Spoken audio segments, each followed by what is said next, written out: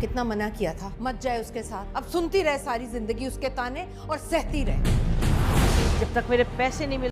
अब इसकी next episode में आप देखेंगे आयशा बासित के साथ घर वापस आ जाती है। बासित कहता है, जैसे तुमने कहा था कि मैंने तुम्हारा हाथ पकड़कर सब मुलाज़िमों के सामने घर से निकाला था, उसी तरह हाथ पकड़कर मैं तुम्हें घर वापस लेकर आया हूँ। आयशा कहती है कि ये बात ठीक नहीं, जब तुम्हारा दिल करता है तुम मुझे बातें सुना देते हो, ऐसा नहीं हो सकता, मेरी भी कोई सेल्फ रिस्पेक्ट है। बासित कहता है, अब तुम्हारी सारी शिकायतें दूर हो जानी चाहिए, मैंने तुम्हारी सारी बातें मान ली हैं। आयशा कहती है, नहीं ऐसा नहीं हो सकता, आप जब चाहें मेरी इंसल्ट कर देते हैं, ऐसा नहीं हो सकता, और ख़ास तौर पर मेरी माँ की।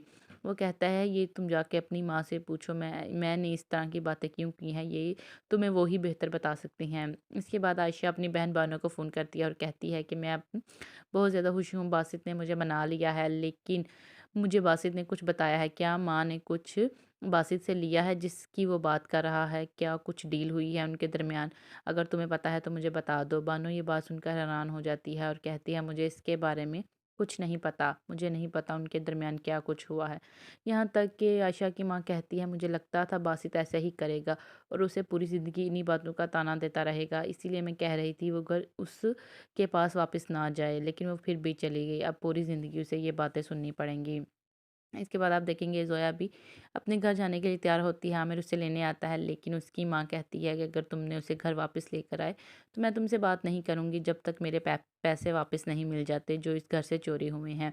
मैं उसे तब तक इस घर में वापस नहीं आने दूँगी। आमिर कहता है, ठीक है, अगर ऐसा है तो ऐसा ही सही।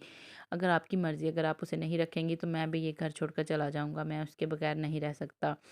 आमिर की माँ ये बात सुनकर हैरान हो जाती है और कहती है, ठीक है, तुम उसे घर ले आओ, मैं उसे कुछ नहीं कहूँगी, तुम दोनों जब यहाँ पर रह सकते हो, मैं उसे आइंदा के बाद किसी चोरी का ताना नहीं दूँगी। आयशा और बासित भी इसके बाद अपनी ज़िंदगी में आगे बढ़ेंगे और खुश रहने की कोशिश करेंगे, लेकिन आयशा को वो बात बहुत ज़्यादा तंग कर रही है कि बासित ने मेरी माँ के बारे में ऐसी बात क्यों कही है, और वो इस बात का पता भी ज़रूर करवाएगी और उसे पता चल जाएगा कि मेरी माँ ने बासित से पैसे लिए हैं, जो पैसे लेने के बाद उसने मेरी माँ ने घर खरीदा था।